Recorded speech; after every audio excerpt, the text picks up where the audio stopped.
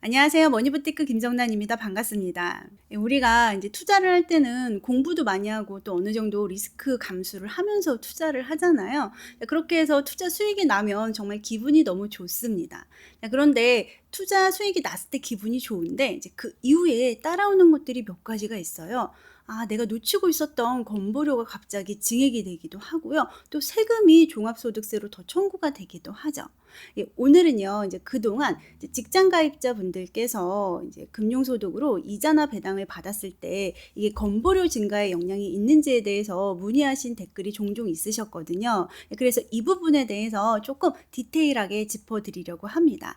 오늘 이 영상 하나만 보시면 이제 직장에서 급여 받는 분들이 어떻게 금융소득과 또 금융소득 외의 소득을 관리할 수 있는지 바로 아실 수 있을 겁니다. 그러면 구독, 좋아요 누르고 시작하겠습니다. 예를 들어서 이제 우리가 작년에 열심히 투자를 해서 연간 2,300만 원 정도의 배당을 받았다고 한번 가정을 해 볼게요. 그런데 그 배당을 이제 일반 과세가 되는 계좌만 이용한 게 아니고 여기 보시면 이처럼 ISA도 이용하고 IRP도 이용하고 연금저축도 이용을 해서 배당을 받았다고 한번 가정을 해 보겠습니다. 이 사례는요, 제 멤버십 구독자분께서 이제 저한테 댓글로 직접 문의를 주셨던 사례인데요. 제가 이제 게시판에 댓글을 드리면서 이런 부분이 이제 제 멤버십 구독자님뿐만 아니고 이제 다른 분들도 조금 많이 궁금해하실 수 있겠구나 싶어서 제가 오늘 영상을 한번 준비를 하게 되었습니다.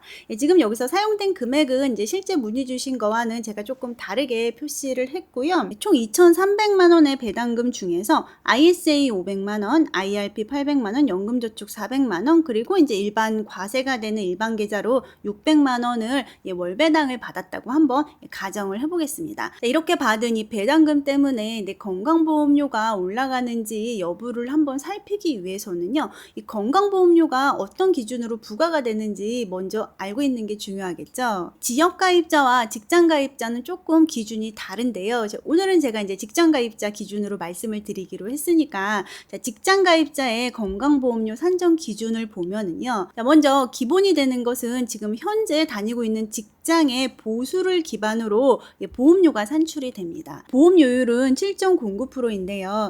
보험료율이 7.09%란 얘기는 매월 받는 보수의 7.09%를 건강보험료로 납부한다는 얘기거든요. 예를 들어서 매월 받는 보수가 100만 원이다. 그러면 7만 900원을 건강보험료로 납부를 하게 되는 거죠. 그런데요, 직장가입자의 근로소득 외에, 즉 보수 외에 또 소득이 있잖아요. 그러면 그걸 더해서 추가로 보험료를 납부를 하실 수도 있어요.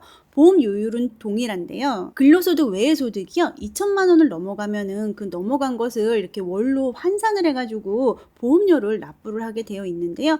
자, 그러면 이제 여기서 궁금해지는 거죠. 보수 외의 소득은 또 뭐가 있을까 궁금하잖아요. 건강보험료를 산출을 할 때 보는 소득의 종류를 보면은요, 자, 이자소득, 배당소득, 사업소득, 근로소득, 연금소득, 기타소득 그렇습니다. 자, 그런데 지금 우리는 직장가입자의 건강보험료를 체크하고 있는 거죠. 그래서 이제 근로소득이 기본적으로 있는 분들이고, 자, 이 근로소득이 여기서 얘기하는 보수 월액보험료로 해당이 되는 거예요. 자, 그러면 이제 여기서 이 4번을 제외한 나머지 소득이 보수 외 소득이 되는 거죠. 그러면 결론은 근로소득 외에 이자소득, 배당소득, 사업소득, 연금소득, 기타소득의 합이 2천만 원이 넘어가면은 건강보험료를 더 낼 수가 있다는 거예요. 자, 그런데 여기서 단 조항이 있어요. 우리한테는 조금 좋은 조항이죠.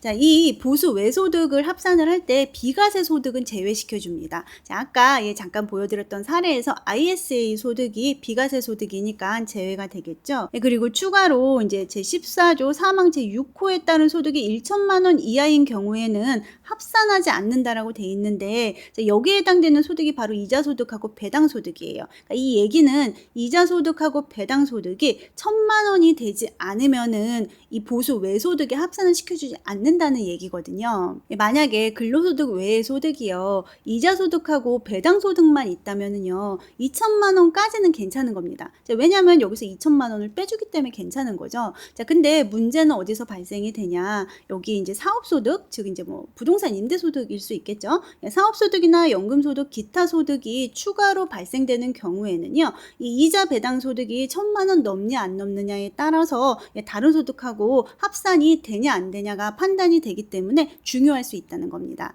그래서 이제 말로만 말씀드리면 조금 헷갈릴 수 있기 때문에 제가 한번 예를 들어 드리면은요, 직장 가입자가 이자 배당 소득도 있고 사업 소득도 있는 경우를 한번 예를 들어서 말씀을 드려 볼게요. 자, 이자 배당 소득이 900만 원이 있고 사업 소득이 1,900만 원이 있다. 자, 이 경우에는 이자 배당 소득이 1,000만 원이 안 넘으니까 아예 합산이 안 되겠죠. 그리고 보수 외소득으로 합산되는 소득이 1,900만 원입니다. 그러면 이 1,900만 원은 2천만 원이 안 되니까는 이 건강보험료로 증액되는 부분이 없는 겁니다. 야, 그런데 이자 배당 소득이 1,200만 원이라면 여기 900만 원보다 300만 원 더 받은 거죠. 뭐 300만 원은 얼마 안 될 것 같잖아요. 그런데 결과는 크게 달라진다라는 겁니다. 자, 이자 배당 소득이 1,200 있고 사업 소득이 1,900만 원 있는 경우에는요, 자, 1,200이 다 합산이 되겠죠. 그러면서 보수 외 소득이 3,100만 원이 됩니다. 이 3,100에서 2,000을 빼주고 나면 1,100이 남죠. 이 1,100을 12개월로 나눠주면은 보수 외 월소득이 91만 6천 원이 산출이 되게 됩니다. 그럼 이 91만 6천 원에 7.09%를 곱하면은 매월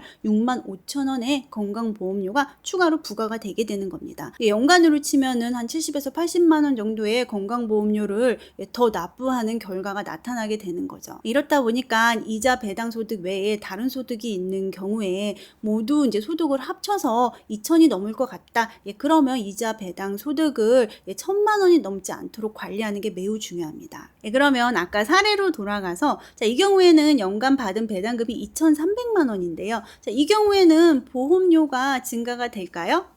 정답은 증가가 되지 않는다입니다. 자, 그 이유는요, ISA는 비과세가 되기 때문에요, 우선 500만 원이 보수 외소득으로 잡히지 않게 되고요. 또 그리고 IRP랑 연금저축은요, 과세 이연되는 상품입니다. 그래서 과세 이연으로 인해서 배당받은 해에 과세가 되지 않다 보니까 소득으로도 잡히지 않는 거죠. 역시 보수 외소득에서 제외가 되게 됩니다. 자, 그러면 이 경우에는요, 연간 받은 배당금이 600만 원으로 잡히게 되는 거죠. 그래서 이 금융소득으로 잡힌 600만 원은 이제 1,000만 원이 안 넘다 보니까 이 건강보험료 산출할 때 보수 외소득에 포함이 안 된다라는 겁니다. 지금까지 말씀드린 걸 한번 제가 정리를 해드리면요, 자, 직장인 가입자의 경우에 이제 다른 소득 없이 이자소득하고 배당소득인 금융소득만 있다면요, 2천만 원까지는 괜찮습니다. 아까 보신 것처럼 2천만 원을 빼주고 2천만 원 초과된 것에 대해서만 보수 외소득으로 잡다 보니까는 금융소득 2천만 원까지는 괜찮은 거예요. 그런데 금융소득 외에 다른 소득도 또 있다. 이런 경우에는 금융소득을 가급적 1,000만 원을 넘지 않도록 관리하는 게 좋습니다.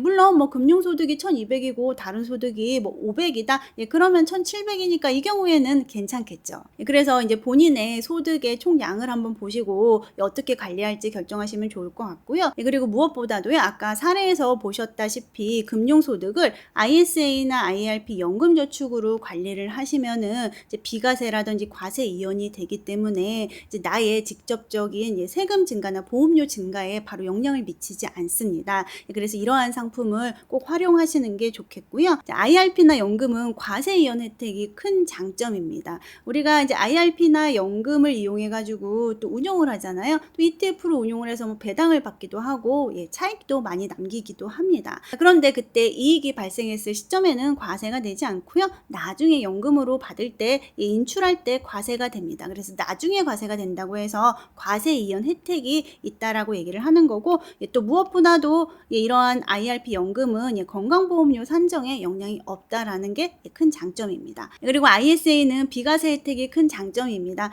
일정 금액까지는 이제 비과세 되고 그 일정 금액을 넘는다 해도 분리과세가 되다 보니까 건강보험료 산정에는 영향이 없는 상품이 되게 되는 거죠. 그래서 직장 가입자가 건강보험료 보험료를 최적화하기 위해서는 자, 일반 계좌의 금융소득은 이제 기타 소득 여부에 따라서 1,000만 원이나 2,000만 원 이하로 유지를 하시는 게 좋고요. 그리고 올해부터 TR이 없어지면서 매년 받는 배당이요. 다 과표, 즉 수익으로 잡히게 되는데요. 그렇다 보니까 이제 배당을 좀 높게 받는 것들은요. ISA나 연금, IRP 쪽으로 운용을 하는 게 더 좋습니다. 그리고 이제 배당금 수령 시기도 조금 분산해서 챙기는 게 필요하고요. 그리고 지금 당장 돈이 필요하지 않은데 굳이 이제 내가 이 금융소득을 발생을 시켜서 뭐 건보료에 영향을 준다든지 그런 건 좀 하지 않는 게 좋을 것 같고요. 또 제가 말씀을 드렸는데 부부간에 이제 자산도 분산하는 것도 같이 검토해서 운용을 하시면 좋을 것 같습니다. 오늘은요 그동안 댓글로 많이 문의를 주셨던 이제 직장 가입자가 금융소득이 발생이 됐을 때 건보료가 증가가 되는지 또 좀 구체적으로 한번 알아보는 시간을 가져봤습니다. 이제 멤버십에 가입을 하시면 이제 이러한 문의를 하시면 또 제가 게시판을 통해서 답글을 드리고 있으니까 이제 멤버십에도 많은 관심 부탁드립니다. 감사합니다.